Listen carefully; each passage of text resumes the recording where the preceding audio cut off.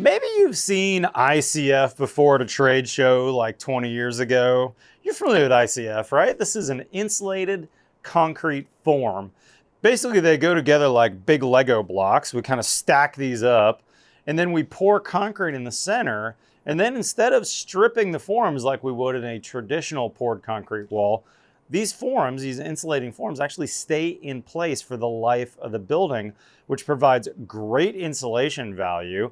It saves a ton of time and labor. It also means we don't have to do a stud wall inside of this, because this, believe it or not, has studs built into the insulation.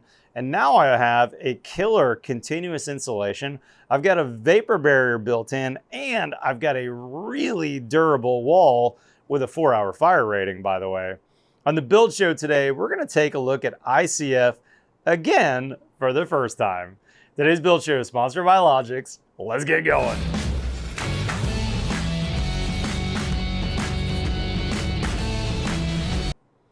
All right, guys, so first off, this system that we're going to be looking at today is called the Element ICF system. Brand new from Logix. These guys have been in this business a long time. In fact, ICF really came onto the market in the 1990s.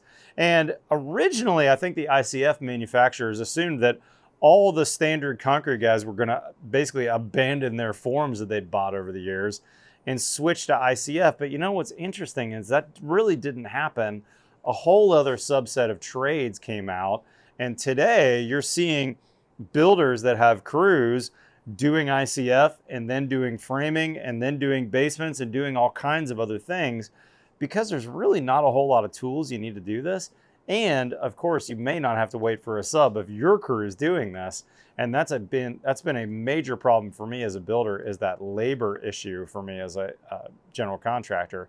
So first off, let me introduce to you Garrett from Logix. He's the tech guy. Hey, Garrett, why don't you pop in here? Garrett and I are going to kind of tag team a little bit. I told these guys, Garrett, this is going to be kind of a virtual trade show for us. So we're going to review your system, but we're also going to talk a little bit about ICF in general for maybe people that either haven't seen it before or saw it 20 years ago in a trade show and maybe need to relook at it. Absolutely. Let's do it. So in your mind, what are the benefits of this ICF compared to a traditional poured concrete wall? So you think about traditional poured concrete, it takes a lot of form work, a larger crew, everyone comes in, you pour your wall, but then you have to strip everything off. And typically code requires continuous insulation, and then attaching drywall on the interior, the face of that, requires furring out. Yep. And so this is a 5-in-1 step. Once you pour this, your form stays in place.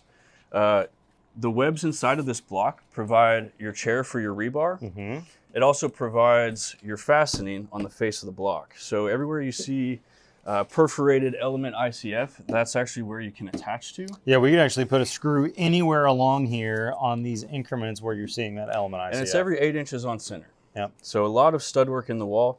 Drywallers love it because you have full backing support as well. You know, you don't have to butt your drywall on a stud. You can allow that drywall to overhang a little bit. Drywallers love it. Electricians love it.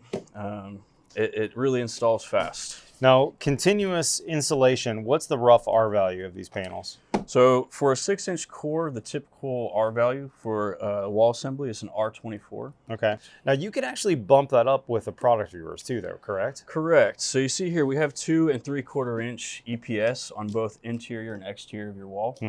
We make a panel that's called an XRV panel, and you actually slot additional EPS into the core of your wall, and it provides additional R value for you. You know, if you want that on the interior, exterior. Yeah, makes sense. Yeah. Now, I've heard that the big selling feature is speed. I mean, these you know, every builder has played with Legos. These are basically an adult version of Lego blocks. How about we break down this that we've already put together and show these guys from the start how we do that? Absolutely. Give us a second. Let's rearrange. Okay, Garrett, where do we start? Should we start in a corner maybe? This is where we would normally start with a foundation. We've got a footing poured, and then you've got a corner, right? We do. So any wall segments typically started on a corner. You can see the corner has a short and a long leg. It's a completely reversible product. So your second course, you actually you put the long leg the opposite direction. That creates your natural stagger across the wall. So it's not a right or a left, in other words. It's universal. Correct. Got it. Yeah, completely reversible. Same with the straight blocks. So as you can imagine, say this was your corner, you set your straight block, and your other corner, the long section will go over here. That creates your natural stagger across the wall. And so typically you start at 2 corners, build to the middle of your wall, and create your standing seam, as it's called. You just cut your blocks vertically, and you make sure that that section of your wall is strapped. But it's as simple as that. You have corners, you have straights. It's basically big Legos for adults. Got it. Now, when you were putting these together a minute ago, I noticed a very satisfying noise. Pop one of these together and let's talk about that. Yeah, that's one of the new features of Element ICF. We listened to builders, and this was one of the features that they wanted to see. A lot of the blocks will sit together, but are pretty easy to float or pull apart. You can see that Element ICF actually has a ratcheting mechanism. So as you snap these together, let's see, as you snap these together, you hear a nice lock. Ooh. And it's a very satisfying Feeling of confidence on the I job like site. that. And that happens on these corner ones too, right? So let me grab this extra corner piece for you. Yeah. And I'm gonna see if I can do it. This is a total newbie here. Let's see if we can do it. And so I think I'm lined up, and then all I'm doing is pushing down, right? Correct. Ooh, that's cool.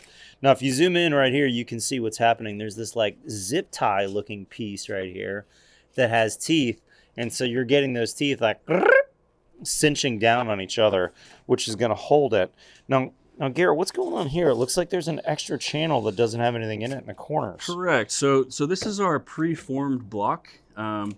You'll see this bundle sitting here, and what this is actually site assembled blocks. Ah, okay. So we have 2 options. We can either get the preformed ones or site assembled. Or the site assembled. And what this is here is this is actually the mechanism that's inside of these site assembled blocks. This allows you to slot an additional web tie, and this actually does permanently lock your courses together. And what we've just done with these zip ties on each of the web ties, those will...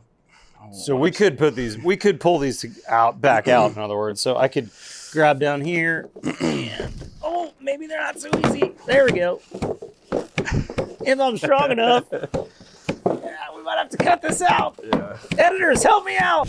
It's easier if you can put your foot in the inside of that. Ah, it was the foot that I missed. Got it. So we can pull it back apart if we need to. Absolutely. But it does help quite a bit. Got it. I'm going to cinch that back together. Let's grab one of these connectors and see what that looks like. Okay, so this says 6-inch on here. And so this now is going to slot in. And I'm noticing this also seems to have a, I don't know, a spring-loaded kind of piece on there. I'm guessing that's what's connecting on there. Show me how that thing works. Correct. So again, this will permanently lock your courses together. Okay, so they ain't come. This one we're not going to be able to pull apart. Correct. And so your corner block, as you can imagine, this is a weak point of your ICF wall. You have all this concrete head pressure diving into your corner. You get a lot of hydraulic pressure in this section of your ICF wall. Yeah, all that weight of that concrete. What this web does, and you can hear it lock into place, you can throw one in the middle, and then you can actually throw another one that will attach this course to your necks. That's cool. Provides a lot of extra support in the corner where you need it. So now this is locking on both courses. And again, it's also a chair for my rebar in the corner there as well. Correct. That's really cool. Now this is a 6-inch wall, and we can, of course your engineer is going to specify how much rebar, what size, but the idea would be as we're laying this up, we're putting our rebar in now while these courses go in rather than later, correct? Correct. Yeah. As you're stacking your wall, it makes it easy to have access to this course, and your rebar slots right into these little fingers here. Yeah. And then you continue building vertically. Brace your wall once you get to full height. That's when you can pour it. Okay. So hybrid system, we can either buy these preformed ones or this big package right here. If we could pop this open. Yeah. That's my flashlight, not my knife. It's not going to work for us. This now is going to allow us to make our own at the job site. Correct. Yes, this is our new packaging that we're providing on the block. Anyone who's familiar with ICF knows that the EPS can yellow and tarnish in the sun. When it's out in the sun for too long. So this does protect the block. It's a great advantage for dealers to store it, keep it on site. But yes, so this is how the site assembled panels will come. Okay. It's Can in I a cut that down a bundle little bit more? Yeah. That'd be easier? Yeah. Okay. Okay, so now we actually have how many in there? There's 6 pieces in there. 6 panels in one bundle. So that would make 3 blocks. Correct. I'm assuming, right? And so each of these panels, they're 4 foot long, 16 inches tall. And you can see that same locking mechanism that was in the corner is in each of these webs on this block. So this is the inside, obviously. So this block's going to go together like this. Correct. And then we can make this a 6-inch, an 8-inch, a 10-inch, 12-inch wall too? Very versatile system. In fact, we have here, I'll grab it for you. It's for illustration, this is our taper panel. So this actually allows additional concrete to sit to one face of the wall. Oh, like if you had a brick ledge on top of a framed wall, Exactly. let's say? Correct. Or you needed a wider concrete top on the wall? Top plate of your wall. Yeah. Correct. Okay. But yeah, completely versatile. You can switch this out with any of these panels. You can see we did slide one of the webs in here. And it's it once locks it's slid in, into it place. locks, yeah. It ain't going anywhere. It stays very firm. So in other words, now we can decide on the job, hey, I want this to be a 6-inch block, 8-inch, 10-inch, just by sliding the different web sizes in Absolutely. there. And again, it's still going to be R24. What we're doing is we're strengthening our wall. You know, this might be a 12-foot deep foundation wall, and the engineer says, hey, I want you to go 8 inches in that wall or whatever. We could use these for other things in the job though too, right? We could use these for retaining walls. We could use this for stem walls. There's a lot of options with ICF out there. Absolutely. And we can also go above grade and build the whole house out of this, right? It's becoming more common. You know, these were first looked at in foundations. You know, anything below grade requires cast in place concrete. Yep. And requires insulation. This was a great product for that application. Looking at the energy efficiency of this product, the time you save in labor. Yeah. You know, we all saw prices spike in lumber recently, Mm-hmm. and this system is extremely competitive with lumber now. And so you do see a lot of above grade walls being performed with this product. That's awesome. So Matt, one more thing I really wanted to point out to you, and this was after years of listening to builders on the job sites. One of the biggest complaints in ICF was very fragile or finicky interlock nubs on the block. And what we've done here is create a very robust system that can get beat up. Some of these can, you know, if you kick around the job site and they happen to clip off, no big deal. It still locks very well, and this ratcheting system really ensures. Yeah, that ratcheting system is pretty sweet. So Matt, what we really should have done here, and anyone can tell, we've created the seam. We want to create a natural stagger in our wall. So when you things are locking as they go up the wall, right? Correct. So anyone watching here who knows ICF would know that you did something wrong there. So what It's my first ICF build, what can I say? This is a good say? example for anyone watching. We'll take this apart, we'll flip it around and build our wall correctly. Okay, gotcha. So this is separation of the block. It's a I'd little like to bit point out hard. that I struggled with that and he did it like that. He's purposely making me look bad. I don't know about this, Garrett. You might not be invited back to the Build Show Studios. Okay, so then show us how that stagger looks Get some of on this there. repositioned here. Yep. So let's bring this guy in. Yeah. And this is going to be right here. Okay. And then now we're going to flip a corner and put the long leg here, right? Correct. This kind of feels like a cross between Tetris and Lego building. So fully reversible blocks. Okay, so on the just top and so bottom. you can see that, this right here is what we're going on top of. And he got me lined up so we can press, right? That's really cool. I like that sound. That feels good, doesn't it? Okay, so now that corner's really locked together with the way we did that. Correct. And so on any job site, you start at 2 corners, you build to the middle of your wall, you create your vertical seam. But as you can see, it's as easy as this. You just reverse your corner block, you create your natural stagger in the wall. And as you can see here, all your perforated positions of your studs, they line up vertically as they should. And okay, let's talk about studs for a second, because I suspect a few people watching are thinking, well, how could that actually be a stud? Will that actually hold anything? So I grabbed just some screws from my shop space, and let's just see what... give it a little push. The point is, anywhere along there, we've got the ability to put a stud in, or to put a screw in. We could also put nails in there too, right? Yeah, nails are common, especially in the cold. You can imagine this It's polypropylene. The plastic inside the block does get a little bit brittle when it's cold out, and so rather than screws, a lot of guys will use nails in that sort of instance. Makes sense. Yep. Let's talk window and door bucks, because we actually have an example of that as well. You guys make a buck panel. I think this is called the Pro Buck, if I remember correctly. Show me how this guy works. Yeah, so let's just envision here that we had a door opening, and you know, our EPS wall had a vertical seam here. To cap that off, you know, you could use treated lumber, which is commonly used in ICFs. Yep. Or you could use another EPS product and have no thermal break in your opening. And what this does is the polypropylene on the back will actually grip and anchor this Grabs into the concrete. And it gives you full fastening. So, you know, all the sides and through the middle, if you have a flange window, picture window, whatever kind of window or door you're looking to attach, will attach to this system. And are people screwing this through the face into that other block, or how are people attaching this until the concrete's poured? Until the concrete is poured. So typically what's done, as you can imagine, a lot of pressure is being built up here.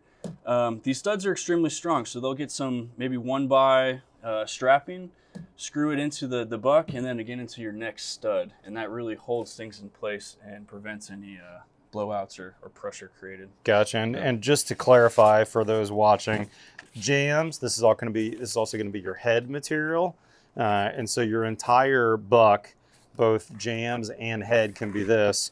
And now we've got lots of places to attach through here. Plus we've got that good foam on there, so we don't have any thermal bridging. So Matt, we've talked quite a bit and we've shown the audience the preformed blocks. Let's get a little more into the site assemble. Okay. I'm going to show you how to assemble one and how quick and easy that is. Okay, I like it. Let's do it. Yep. All right, so Garrett, here is our, what are these called again? So these are the flex ties. Flex ties. And you cheated and gave me 2 to start with here. But basically these just slot right in here.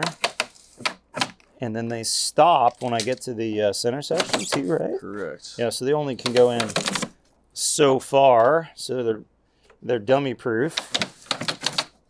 Okay, that's as far as that one goes.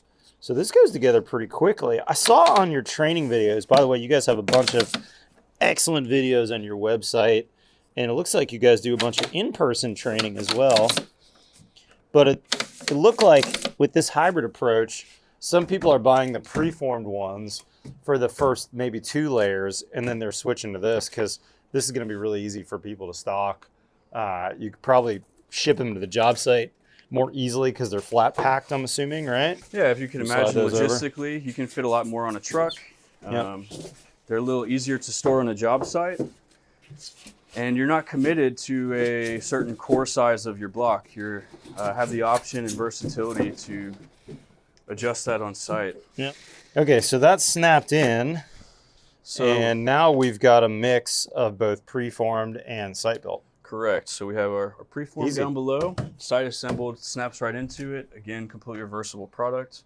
And this is great. Say you're doing an 8-inch core foundation wall, and you can actually build with these same panels any size core and create any variety of wall system go.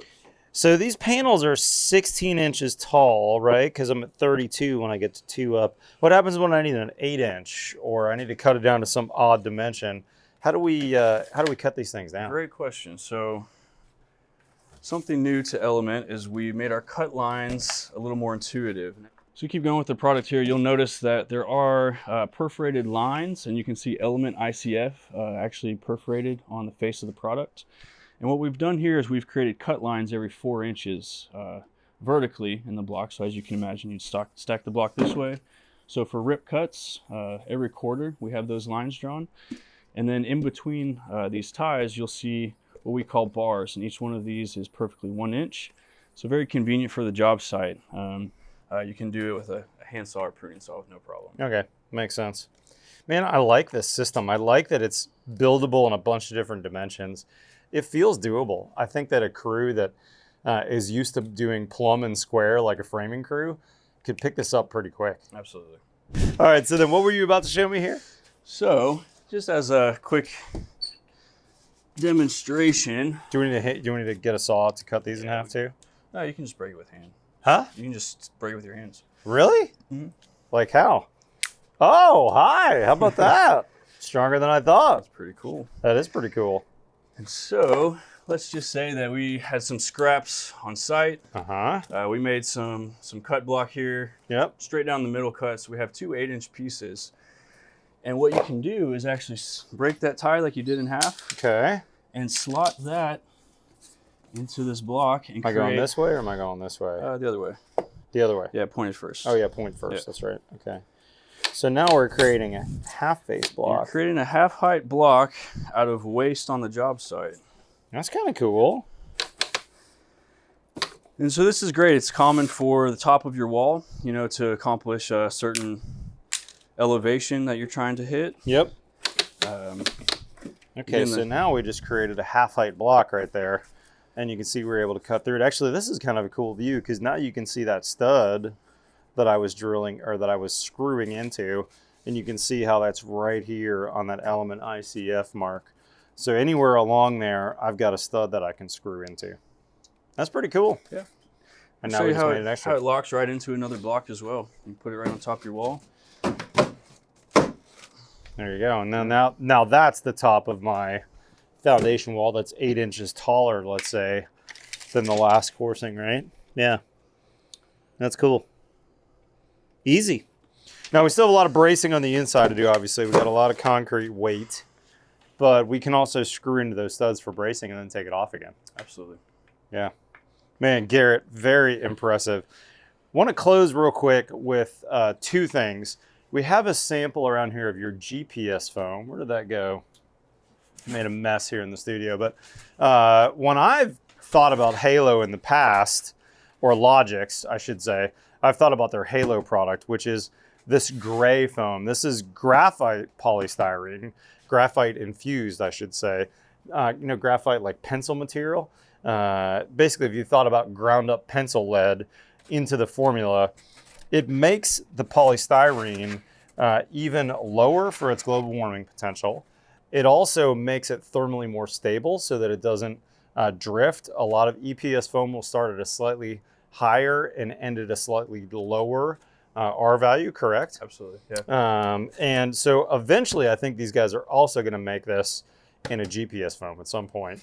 But help us understand the Logix brand, because you guys actually partner with people all over the country to make this. There's a lot of manufacturers that are making your product, right? Correct. So Logix Brands is a consortium.